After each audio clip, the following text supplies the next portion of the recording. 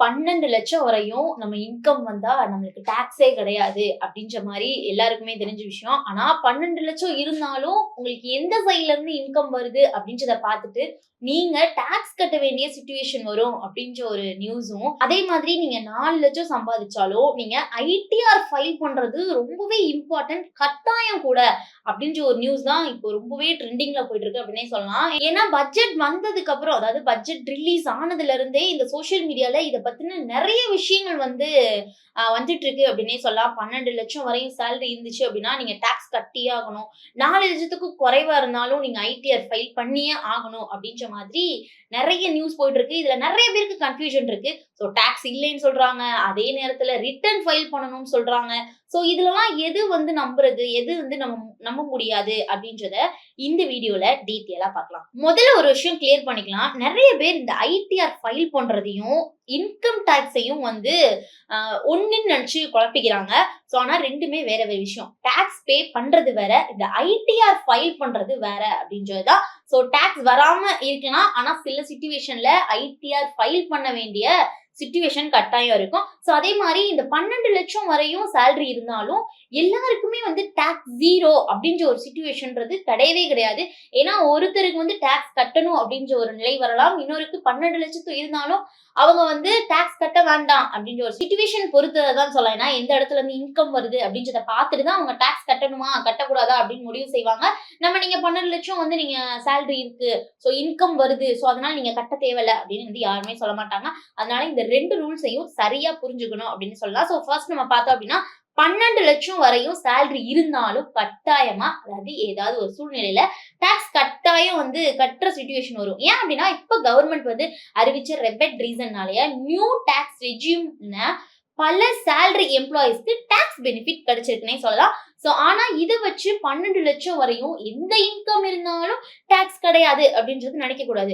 இந்த ரெபெட்ல எல்லா வகையான இன்கம்க்குமே அப்ளை ஆகாது அப்படின்ற மாதிரி இருக்கு. சோ எக்ஸாம்பிள் நீங்க ஷேர வித்து கூட நீங்க வந்து கேபிட்டல் கெயின் பண்ணீங்க, இந்த crypto profit, lottery winning, so இந்த மாதிரியான ஸ்பெஷல் ரேட் இன்கம் வந்துச்சு அப்படின்னா இவங்களுக்கு தனி டாக்ஸ் ரூல்ஸ் இருக்கு அப்படின்ற மாதிரி தான் வந்து இப்ப வந்த அந்த டாக்ஸ் ரூல்ஸ்ல இருக்கு. சோ அதனால சேலரி வந்து 12 லட்சத்துக்கு உள்ள இருந்தாலும் இந்த மாதிரியான இன்கம்லாம் உங்களுக்கு வந்துச்சு அப்படின்னா கட்டாயம் டாக்ஸ் பண்ண வேண்டிய சிச்சுவேஷன் வரும். சோ நெக்ஸ்ட் சேலரி மட்டும் முக்கியம் கிடையாது, டோட்டல் இன்கம் தான் முக்கியம். ஏன் அப்படின்னா இப்போ ஒரு எக்ஸாம்பிள் பார்த்தோம் அப்படின்னா உங்களுடைய ஆனுவல் சேலரி 11.90 லட்சம், அதாவது 11,90,000 இருந்துச்சு அப்படின்னா இதோட சேர்த்து எஃப்டி இன்ட்ரெஸ்ட் 40,000 வந்திருக்கு அப்படின்னா, அல்லது ரெண்டல் இன்கம் வந்திருக்கு, இல்ல ஃப்ரீலான்சிங் மூலமா சைட் பிசினஸ் ஏதாவது பண்றீங்க, சைடு இன்கம் உங்களுக்கு வந்திருக்கு அப்படின்னாலோ இப்போ உங்களுடைய டோட்டல் அமௌண்ட் எவ்வளவு வரும்? 12 லட்சத்தை தாண்டிடும். ஆனா இந்த சிச்சுவேஷன்ல முழு ரெபெட் கிடைக்காம டாக்ஸ் லியபிலிட்டில உருவாகலாம். சோ அதனால சேலரி ஃபிகர் மட்டும் பார்த்து எந்த ஒரு டிசிஷனையும் எடுக்க முடியாது. உங்களுடைய ஹோல் வருமானம், அதாவது ஹோல் இன்கம் எவ்வளோ அப்படின்றதுதான் வந்து ரொம்பவே முக்கியமான விஷயம். சோ நெக்ஸ்ட் வந்து இந்த bonus, arrears, company benefits, so இதெல்லாம் வந்து என்ன மாதிரியான இம்பாக்ட் அப்படின்னா year end bonus, salary arrears, company car, rent free accommodation, so ESOP, so இந்த மாதிரியான எம்ப்ளாயிஸ்க்கு கொடுக்கிற சில பெனிஃபிட்ஸ்லாம் வந்து டாக்ஸபிள் இன்கம்மா வந்து கவுண்ட் ஆகலாம். அதனால ஸ்டார்டிங்லயே டாக்ஸ் வராத மாதிரி இருந்தாலும் பினான்சியல் முடிவுல, சோ பினான்சியல் இயர் எண்ட்ல வந்து கண்டிப்பா டாக்ஸ் பே பண்ண வேண்டிய சிச்சுவேஷன் வரும். அதனாலதான் போனஸ் வந்தாலும் சரி, அடிஷனல் பெனிஃபிட்ஸ் ஏதாவது கிடைச்சாலும் சரி, டாக்ஸ் பிளானிங் பண்றது ரொம்பவே வந்து நல்ல ஒரு விஷயம் அப்படின்னு சொல்றாங்க. அப்படின்னாலும் இந்த 4 லட்சத்துக்கு கீழே இன்கம் வந்தா ஏன் நம்ம ஐடிஆர் ஃபைல் பண்ணணும் அப்படின்னு கேக்குறாங்க நிறைய பேரு. சோ இதுதான் நிறைய பேருக்கான டவுட்டா இருக்கு. உங்களுக்கு டாக்ஸ் இல்லாம இருக்கலாம், எனக்கு 12 லட்சம் வரை நான் வந்து இன்கம் தான், எனக்கு எந்த ஒரு சோர்ஸ்ல இருந்து இன்கம் வருது, எனக்கு கரெக்டா தான் நான் பண்ணிட்டு இருக்கேன், இருந்தாலும் நான் ஏன் ஐடிஆர் ஃபைல் பண்ணணும், இப்ப ஏன் 4 லட்சத்துக்கு கீழே நான் இன்கம் இருந்தாலும் ஐடிஆர் ஃபைல் பண்ணணும்னு சொல்றாங்க அப்படின்ற கொஸ்டின் நிறைய பேருக்கு வரலாம். ஆனா ஐடிஆர்ன்றது கவர்மெண்ட்டுக்கு உங்க இன்கம் ரெக்கார்ட் சப்மிட் பண்ற ஒரு அபிஷியல் ப்ராசஸ் தான். அதனால டாக்ஸ் இல்லேன்னு மட்டும் நினைக்காதீங்க. இல்ல எனக்கு இல்லப்பா, அதனால நான் ஐடிஆர்ல ஃபைல் பண்ண மாட்டேன்பா அப்படின்னு நினைக்காம ஐடிஆர் ஸ்கிப் பண்ணாம ஐடிஆர் ஃபைல் பண்ணுங்க அப்படின்னு சொல்றாங்க. சில கண்டிஷன்ஸ் இருந்துச்சு அப்படின்னா கண்டிப்பா நீங்க ஃபைல் பண்ணி ஆகணும் அப்படின்ற மாதிரியும் சொல்றாங்க.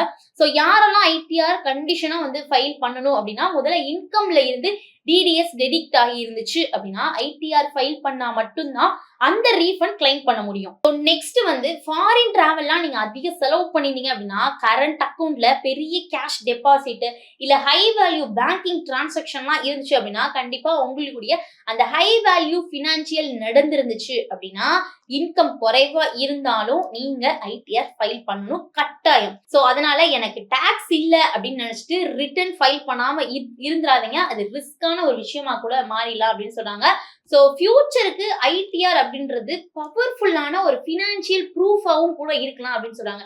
ஏன்னா இன்னைக்கு இருக்க சிச்சுவேஷன்ல உங்களுக்கு டாக்ஸ் இல்லாம இருக்கலாம். ஆனா நாளைக்கு ஹோம் லோன் அப்ளை பண்ணலாம், personal loan, business loan, credit card limit process, அந்த limit increase, so foreign visa, இந்த மாதிரியான எல்லா ப்ராசஸ்லயுமே கேட்கிற முக்கியமான விஷயமே இந்த ஐடிஆர் தான். அதே மாதிரி யூடியூபா இருக்கட்டும், ஃப்ரீலான்சிங்கா இருக்கட்டும், இந்த online business owners, digital creators, இந்த மாதிரி எல்லாருக்குமே ஐடிஆர்ன்றது ஒரு ஸ்ட்ராங் பினான்சியல் ப்ரூஃபா இருக்கு அப்படின்னே சொல்லலாம். ரெகுலரா நீங்க ஃபைல் பண்ணிட்டு வந்தீங்க, ஐடிஆர் ஃபைல் பண்ணிட்டு வந்துட்டு இருந்தீங்க அப்படின்னா ஃபியூச்சர்ல உங்களுக்கு பேங்க், பினான்சியல் இன்ஸ்டிடியூஷன், அதே மாதிரி எம்பசி, இந்த மாதிரி எல்லா இடத்துலயுமே இது உங்களுக்கு ஒரு பிளஸ் பாயிண்டாவும் இருக்கும் அப்படின்னு சொல்றாங்க. சோ ஐடிஆர் ஃபைல் பண்றதுனால கூடுதல் அட்வான்டேஜ் அண்ட் பெனிஃபிட்ஸ் வந்து கிடைக்குது. சோ அதை வந்து யாரும் அவாய்ட் பண்ண வேணாம் அப்படின்ற ஒரு விஷயத்தையும் சொல்றாங்க. சோ ஓவராலா பார்க்கும்போது 12 லட்சம் சேலரி இருந்தாலும் டாக்ஸ் வராது அப்படின்ற ஒரு சிச்சுவேஷன் மாறிடுச்சு. என்ன 12 லட்சம் வந்தாலும் உங்களுக்கு எந்த மாதிரியான இன்கம் வருது, எந்த வகையில இருந்து இன்கம் வருது, அதை பார்த்துதான் நீங்க வந்து டாக்ஸ் பே பண்ணணுமா பண்ண கூடாதா அப்படின்ற மாதிரி டிசிஷன் வரும். அதே மாதிரி 4 லட்சத்துக்கு கம்மியான சேலரி வாங்கியிருந்தாலும் நீங்க ஐடிஆர் ஃபைல் பண்ணணும் அப்படின்றது ஒரு கட்டாயத்துக்குள்ள வந்துருச்சு அப்படின்னே சொல்லலாம். சோ ஐடிஆர் ஃபைல் பண்ணது எல்லாரும் பண்ணணும்ன்ற அவசியம் கிடையாது. ஆனா பண்ணாம இருந்தாலும் சில பெனிஃபிட்ஸை வந்து நீங்க வந்து மிஸ் பண்ணிடுவீங்க அப்படின்ற மாதிரி தான் இருக்கு. ஸோ ஐடிஆர் ஃபைல் பண்ணீங்க அப்படின்னா கூடுதல் எக்ஸ்ட்ரா பெனிஃபிட்ஸ் அண்ட் அட்வான்டேஜஸ் உங்களுக்கு தான் கிடைக்க போகுது. ஸோ உங்களுடைய இன்கம் எந்த சோர்ஸ்ல இருந்து வருது, எப்படி இன்ட்ரெஸ்ட் இருக்கா, ரெண்டல் இன்கம், கேபிட்டல் கெயின் எப்படி இருக்கு, கிரிப்டோ ப்ராஃபிட் எதுவும் இருக்கா, டிடிஎஸ் டெடிக்டா இருக்கா, ஸோ ஹை வேல்யூ டிரான்சாக்ஷனா இருக்கட்டும், அதே மாதிரி இந்த ஃபாரின் ஹை வேல்யூவான ஃபாரின் ட்ரிப்ஸா இருக்கட்டும், இது எல்லாம் பொறுத்து தான் டாக்ஸும் சரி ஐடிஆர் ஃபைலும் சரி. ஸோ இது எல்லாத்தையும் பார்த்து தான் வந்து டாக்ஸ் வந்து பே பண்ற மாதிரி இருக்கும். ஸோ டாக்ஸையும் ஐடிஆர் ஃபைலையும் வந்து யாரும் குழப்பிக்க வேணாம். ஸோ பினான்சியல் இயர் முடிவுல தான் வந்து எல்லாமே தெரியும் அப்படின்னு சொல்றாங்க. ஸோ உங்களை பொறுத்தவரையும் நீங்க எவ்வளவு சேலரி வாங்கியிருந்தீங்க, எவ்வளவு சேலரி வாங்கியிருந்தாலும் ஐடிஆர் நான் ஃபைல் பண்ணிடுவேன்ப்பா, அது மஸ்ட்பா அப்படின்னு நினைக்கிறீங்க அப்படின்னாலும் சரி, அதே மாதிரி நான் ஏன் ஐடிஆர் ஃபைல் பண்ணணும் அப்படின்ற கொஸ்டின் இருந்தாலும் சரி, உங்களோட கருத்துக்களை மறக்காம கமெண்ட்ஸ் சொல்லுங்க. மோர் இன்ஃபர்மேஷனுக்கு நம்ம சேனலை ஃபாலோ பண்ணிக்கோங்க.